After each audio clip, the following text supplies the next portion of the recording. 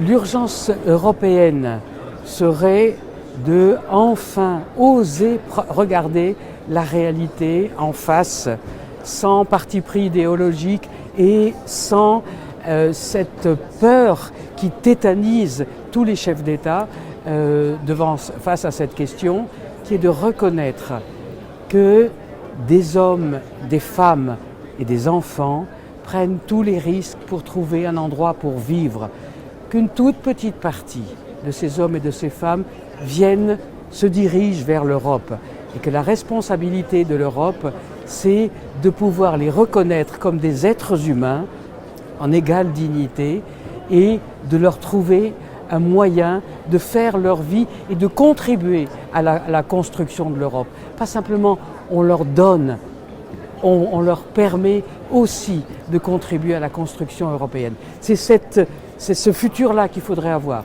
Or, les politiques européens sont bornés avec cette idée sécuritaire, on va fermer les frontières, on va contrôler, on va renvoyer, etc. Ça ne marche pas, ou plutôt ça crée des souffrances humaines. Près de 20 000 morts en Méditerranée depuis 2014, c'est beaucoup sur les routes de l'exil. Ça crée des souffrances, des morts et un accueil déplorable. Et pour arrêter ça, il faut changer de politique migratoire. On attend ça de l'Europe.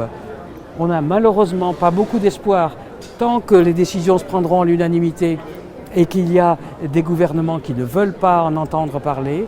Et on attend ça aussi au niveau de chaque pays européen, si les opinions publiques peuvent faire bouger leurs dirigeants politiques.